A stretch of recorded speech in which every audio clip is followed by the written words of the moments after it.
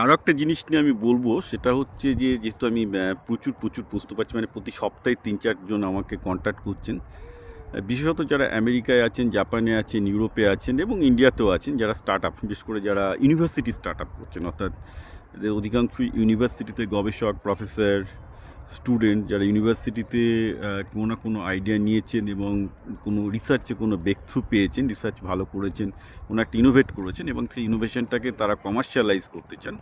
তো তারা সেই ব্যাপারে আমার সাহায্য চান। এটা আমার বেসিক্যালি, যেহেতু আমার নিজের এরিয়া, স্পেশালাইজেশন এরিয়া, আমি তাদেরকে এটাই বলবো যে যে জিনিসগুলো আমি এই ভিডিওতে বলবো আপনি একটু মনোযোগ দিয়ে শুনবেন।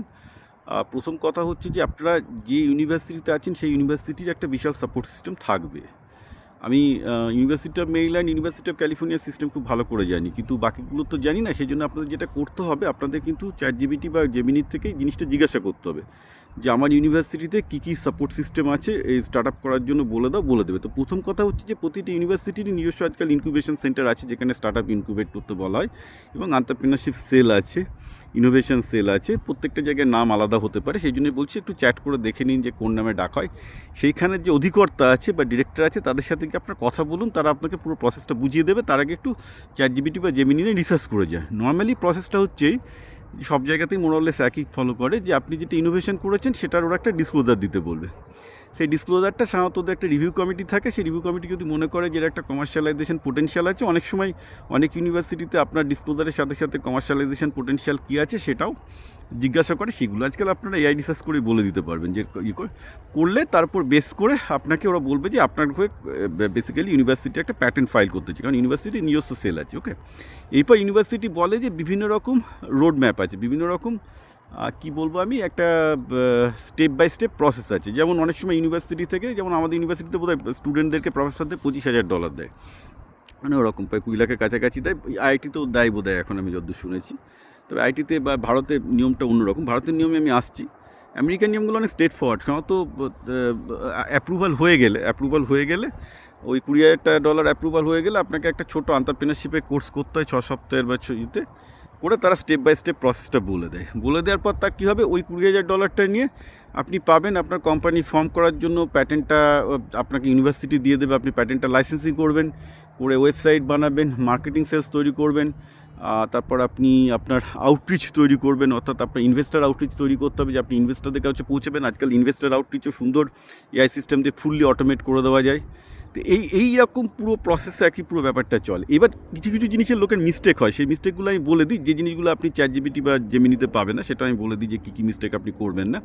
এক হচ্ছে যে আপনি যখন ইন্টেলেকচুয়াল প্রপার্টি ডিসক্লোজার করছেন, ধরুন একটা কোনো ইনোভেশনের ক্ষেত্রে আপনার হাতে 10টা আইডিয়া আছে, আপনি ইউনিভার্সিটিকে 2 বা 3টে আইডিয়াই দেবেন, দিয়ে আগে ফার্স্ট পেটেন্টটা ওরা করুক, দিয়ে লাইসেন্স করুক, দিয়ে এটা একটা ফর্মালি ইউনিভার্সিটি স্টার্ট আপ হোক। তারপর যখন আপনি ওই পেটেন্টটা আপনার হয়ে লাইসেন্স করে নিলেন এবং আপনার কোম্পানিতে এলো এবং আপনি কিছু অ্যাঞ্জেল ফান্ডিং পেলেন, আমি অ্যাঞ্জেল ফান্ডিং কী করে তুলবেন সেটা আমি বলে দিচ্ছি। তো বেসিক্যালি তারপর আপনি আরও 4-5টা পেটেন্ট আপনি নিজে করবেন। তার কারণটা হচ্ছে যেটা আপনি কোনো চ্যাটজিপিটিতে বা এআই পাবেন না, এখানে এআইয়ের সাথে মানুষের পার্থক্য। So here is the problem হচ্ছে এই যে ইউনিভার্সিটি হচ্ছে অধিকাংশ পাবলিক ইউনিভার্সিটিতে রুল হচ্ছে কি, যেটা পাবলিক ইউনিভার্সিটির পেটেন্ট সেইটা ইউনিভার্সিটি আপনাকেও, আপনি যদিও ওই জিনিসটা আপনি নিজে ইনোভেশন, কিন্তু আপনি পাবলিকের টাকায় করেছেন, তাই ওই ইনোভেশনটা আপনার এক্সক্লুসিভ হতে পারে না। অর্থাৎ কোনো ইউনিভার্সিটি কোনো পেটেন্ট আপনাকে exclusively, public university exclusively licence করতে পারে না, ওটাকে নন এক্সক্লুসিভ লাইসেন্স করা। নন এক্সক্লুসিভ লাইসেন্স করলে আপনার কোম্পানি ভ্যালুয়েশন কমে যাবে কোর পেটেন্টের। ওকে, সেই জন্য কী করতে হয়, যে প্রথম পেটেন্টটা যেহেতু নন এক্সক্লুসিভ হবে, ওখানে আপনি একটা ছোটোখাটো, ধরুন আপনার 10টা ইনোভেশনের মধ্যে 2টো ইনোভেশন আপনি ওখানে ঢাললেন, বাকি 8টা হচ্ছে কি ওই পেটেন্টটাকে লাইসেন্স করে নেওয়ার পর আপনি বাকি 8টা নিয়ে আরও 8টার উপর আপনি প্যাটেন্টেড ইনোভেশন করে ফেলুন। আরও 5-6টা, একটা আমরা সাধারণত একটা পেটেন্ট করলে হয় না, 4-5টা পেটেন্টের একটা প্যাটেন্ট ফ্যামিলি তৈরি করতে হয়। প্যাটেন্ট এখন আজকাল এআইয়ের জন্য প্যাটেন্টের মানে ফাইলিং কস্ট অনেক কমে গেছে। আমাকে জিজ্ঞাসা করুন, আপনি ব্যাঙ্গালোরে আমার 10-12টা লোক আছে, অনেক সস্তায় ইউএস পেটেন্ট হোক, ইউরোপিয়ান পেটেন্ট হোক, মিডল ইস্ট পেটেন্ট হোক, জাপানিজ পেটেন্ট হোক, ইন্ডিয়া এখন পেটেন্ট ফাইলিং হাউস হয়ে গেছে, খুব সস্তায় করে দেয় এআই সফটওয়্যার, কাজে লাগে এবং ভালোই হয়, খারাপ কিছু হয় না। আমাকে বলুন, আমি সব দিয়ে দেবো। তো ঘটনাটা হচ্ছে এই যে এবার এই যে জিনিসটা হয়ে গেল, অর্থাৎ আপনি পুরোপুরি এমনভাবে পুরো ইনোভেশনটাকে সিকিওর করলেন যাতে ইউনিভার্সিটিরও থাকলো, আপনারও থাকলো। অর্থাৎ ইউনিভার্সিটির ওই ফার্স্ট পেটেন্টে ইউনিভার্সিটি যদি অন্য কাউকে যদি লাইসেন্স করেও থাকে, তাহলে কিন্তু খুব একটা লাভ হলো না, পুরো জিনিসটা আপনার হাতে থাকলো। এই খেলাটা আপনাকে খেলতেই হবে, এই জিনিসগুলো আপনার এআই লেখা থাকবেন, এটা হচ্ছে ফার্স্ট জিনিস। নাম্বার 2 হচ্ছে কি, এবার আপনাকে আউটরিচ করতে হবে।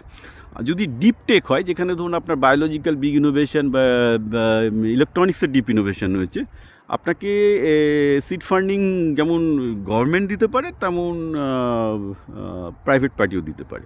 ইউএসএতে গভর্নমেন্ট থেকে সিড ফান্ডিং পাওয়া সহজ। যদি ইলেকট্রনিক্সের হয়, তাহলে আপনি আপনার ইলেকট্রনিক্সটা যদি ডিফেন্সে কোনো অ্যাপ্লিকেশন থাকে, আপনি ডিফেন্সে পাবেন। আর অর্থাৎ ডিওডি এসবিআই, যেটাকে আমরা small business innovation research grant বলি, ওটা আপ টু $2 বিলিয়ন পর্যন্ত দেয়, অর্থাৎ 20 কোটি টাকা পর্যন্ত দেয়। আর এনআইএইচও ওরকম পরিমাণ দেয় যদি বায়োলজিক্যাল বা মেডিকেল ফিল্ডে ইনোভেশন হয়। এনআইএইচের এসবিআই আছে, এইচএসএসের এসবিআই আছে, এছাড়া ডারপার আছে, আরও অনেকগুলোর আছে। আচ্ছা, এবার যদি ভারতে যান, ভারতে বেসিক্যালি অনেকগুলো স্টার্ট আপ যোজনা আছে। এবং ভারত যেটা করেছে, সেন্টার অফ এক্সিলেন্স বানিয়েছে। আইআইটি খড়গপুর থেকে শুরু করে সমস্ত আইআইটি, আইএসআই, আইএম প্রত্যেকের এখন ইনকিউবেশন, সিওই এবং সেন্ট্রাল গভর্নমেন্ট যে স্টার্ট আপের টাকাগুলো এইসব আইআইগুলোতে ছাড়ছে। এবার আপনাকে দেখতে হবে যে কোন আইআইটি কোন আইএমে আপনার ফিল্ডের সাথে ম্যাচ করছে।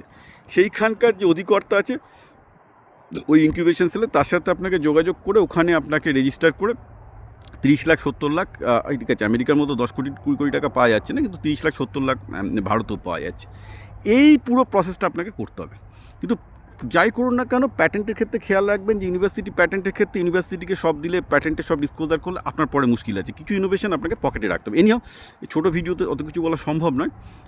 যারা ইচ্ছুক আমাকে হোয়াটসঅ্যাপ করতে পারেন, আমি আপনাদের কিছু লোকের সন্ধান দিয়ে দেবো বা কিছু আমি গাইডেন্স দিয়ে দেবো, স্ট্যান্ডার্ড জিনিস ইউটিউব ভিডিও আমি দিয়ে দেবো, আপনি দেখতে পারেন। বাট এনিহাও যেহেতু আমাকে সবাই এই প্রশ্নটা করছেন, আমি এই ভিডিওটা করে রাখলাম যাতে আমাকে বারবার করে বলতে না হয়।